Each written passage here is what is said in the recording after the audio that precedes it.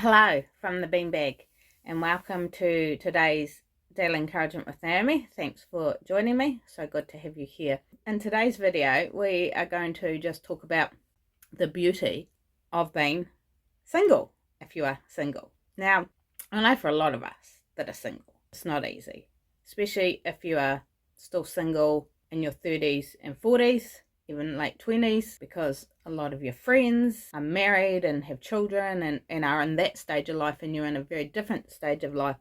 And so it can be really hard and discouraging to be single later in life. So today let's look at the beauty in that and the beauty that can come from that waiting. So let's go. As someone who myself is single and has been for majority of my adult life, I've had 3 pretty rough relationships. I've been engaged twice, and fortunately, yes, I say fortunately, we never made it down the aisle, because potentially if I had, I may not be here right now, and if I was, I definitely wouldn't be sitting here recording a video and being of sound mind and in a good place in my life. Pretty sure my life would be the complete opposite of what it is right now if I had married either one of the guys that I was engaged to. And the reason I believe that there is beauty in our singleness is because God's timing is perfect and it's outside of our timing. And yes, it can be frustrating being in that waiting time. And it can also be even more frustrating if you think you're in that waiting time, but you're not 100% sure because you don't believe God has given you a hard no. And I think for me, that's where I am right now. I don't believe that God has given me a hard no to marriage. If he has, I've missed it, and I may need to just go back to him and seek him on that. Yeah, I think I'm in the stage of life where I'm not entirely sure if I'm going to be single for the rest of my life or not. And I too am at a stage where, yes, I would dearly, dearly love to be married, but if I don't, I'm okay with that. I don't know, in a year or so, I may think different. But right now, I'm okay with potentially being single for the rest of my life. I think it will be something that I will need to grieve, because it has been a passion of mine ever since I was a little child to get married and have children. So if that never happens, there would be a grieving and a laying down and a moving on from that. But where I am right now, I want to celebrate that and live in the beauty of that, because there's a book in the Bible, it's called Ecclesiastes, and I've just recently listened to it on audio Bible actually. Ecclesiastes essentially talks about how there is a time and a season for everything. You know, there's a time for living, there's a time for dying, there's time for rejoicing, time for grieving, and it goes through quite a few things of, you know, there's time for this, time for that, and there's a time and a purpose for everything under heaven. So therefore, the fact that there is times and seasons in God means that in this season of my life, and for you if you're single, it is the right time in the season because God has you in this season.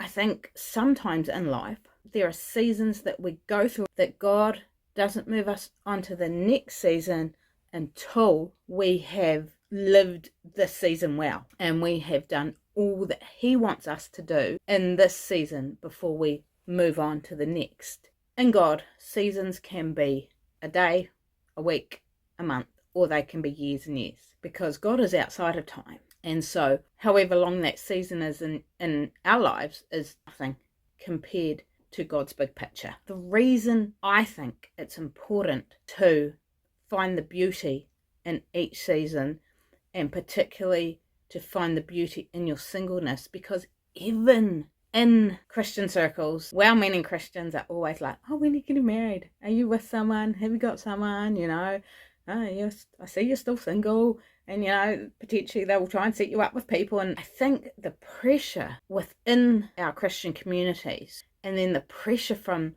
the world, which is immense pressure to, you know, have someone and be somebody, and it's kind of weird because then there's the flip side of that, of, you know, the pressure to be an independent woman and to do everything yourself, or be a big strong guy who doesn't need a wife or anything like that. There is pressure for both things, and it's really difficult a lot of the times to not get sucked in by that pressure and not sit and go, oh, everybody in my life is married and got kids, and I'm the only one, that's single and all that kind of stuff. Because we get so bombarded by what we see and what we hear. If you look at a lot of the Christmas movies, they're all about people in love. They're romantic movies. Hallmark have a whole bunch of them. Every storyline's the same, but a whole bunch of movies about meeting perfect guy, falling in love, and ending up happily ever after. And so I think around this time of year, it can be particularly hard to be single, especially when you're going to Christmas functions and things like that. It's nice to have someone to go with, and so I get that. But I also want to say, who is the world to tell you that based on your marital status determines your worth? No, the world has no right to tell you that, because that's not what God says, and that's not who God sees you as. God doesn't think less of you because you're not married. He doesn't think less of you because you don't have children. He doesn't think less of you for any of that. For some of you, his plan may be singleness for the rest of your life. Mr. or Mrs. Right may never be coming, but if that's God's plan for you, I encourage you not to walk out of that, but stay in it, process it, grieve it, work through it, so that you can go forward being the best version of you that you can be, and being whole in that area. I know the longing in the heart of a single person can sometimes be extremely overwhelming, to the point that it takes over and all you think about is dating and meeting guys and girls and all that kind of stuff, and potentially lead you down roads that you should never ever walk down because you are desperate for somebody. Now, there's nothing wrong with having dreams and desires and wanting to spend your life with somebody. Nothing wrong with that. And God puts those dreams and desires in our hearts. We were created to be in family. So it's very biblical to get married and raise a family. But also, not everybody will walk that path. I believe even in the Bible, there were people that never married, but they weren't left out or left behind. God still used them. God still had a plan and a purpose for their life. God still saw them as who they were and as who he created them to be. As we give up that longing to be married and give up that desire to be constantly looking and searching and finding ways to meet people of the opposite gender just to get married, as we lay that down, as we surrender our singleness and the season we're in right now to God, he will bless that, and there will be beauty in that. Because there are things that we need to learn in this season of singleness. As I said, that I've been engaged twice. Unfortunately, both those relationships were sexual relationships, and I even lived with one of the guys, and then the second one stayed at each other's houses and stuff like that. It's really interesting that there were a couple of things that I went, I don't know that I like you in my space, or, so just little things that if I got married, I wouldn't have been ready for, because there was obviously some healing and stuff that needed to happen in my life before I was ready to share my life intimately with someone else. And I even go now, joke with people, I'm like, if I ever get married, they can have their own bed in their own room, because I'm like, I'm not giving up my bed for anyone. At the end of the day, sure, I would. But it's really interesting, because you get to a certain age and you're just like, I literally do love being single. As much as I want to get married, I love being single. And I think for me at the moment, that's the beauty in being single, is that I love it. Because for many years, I was that person that was like constantly going, where's my husband? God, why haven't you brought my husband? Blah, blah, blah, blah. And even a couple of years ago, I think, maybe this year, I was like, it's got to turn up by my birthday. I was desperate.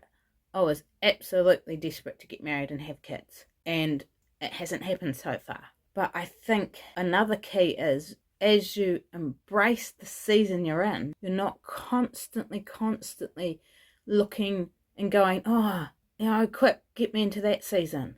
It's good to look forward and to have hope and to expect and to walk by faith, because that's what we do as believers. We walk by faith and we have hope for the things that are unseen, things that are in the future. We have hope for them and we have faith that they will come to pass. But we also need to be fully planted and grounded in the season we're in, so that God can do all that he needs to do in our lives in this season before we are ready to move on. There are things in this season that we need to let go of, lay down, and give up before we walk into the next season. Otherwise, we won't be ready. I think the other beauty of being single is that you can really, really get to know who you are and who God has created you to be as you connect with him, and as you walk the journey with him. You can get to know you and get to know who God has made you and who you are as an individual in your own right, rather than being part of a couple and losing your identity and who you are. Sometimes that happens in marriage, especially I think when you go into marriage because you're desperate, you lose who you are. You know, we often hear the whole tagline of, oh, you complete me, you're my soulmate, blah blah blah. Sorry, nobody but God completes you. A husband or a wife is a companion and someone who has strengths where you have weaknesses, and vice versa, but they do not complete you in God. You are complete in who you are right now. You do not need a man or a woman to complete you, and they never will complete you, because that's not what marriage is designed to do. It's not designed to give you a new identity in a couple. It is designed that two people come together as one and work together as a team and live life together and do life together, but yet still have their own life, their own identity, their own calling and God-given plan and purpose. Yes, there are things that you do together because you're a couple, but within that, you are still that unique individual that God created you to be. And so I encourage you that in the season of singleness to just embrace the beauty of it. Spend the time getting to know who that person is, who God created you to be, so that when God blesses you with a husband or a wife, that you are able to walk into that marriage as the best version of you can be, and who you are in God and who you stand as before God. And not only stand before God because I'm connected or married to this person. No, you stand before God in the worth he has placed in your life right now, in this season, because you are his child and he created you as an individual. Whether you ever get married or not, you are 100% worthy of being alive and here. If you are single for the rest of your life, you are 100% worthy in that. Don't let the world dictate to you what your relationship status should be. No, let God do that. Let God plant in your heart what that looks like for you. And don't get bombarded and laid down with what the world says you should be doing and should be happening. And don't walk into a relationship expecting it to end in marriage if that's not what God is calling you to. Sorry, it's quite deep and heavy, isn't it? Let's wind it up there. Thanks so much for watching, and we will see you next time. Love you all. Bye.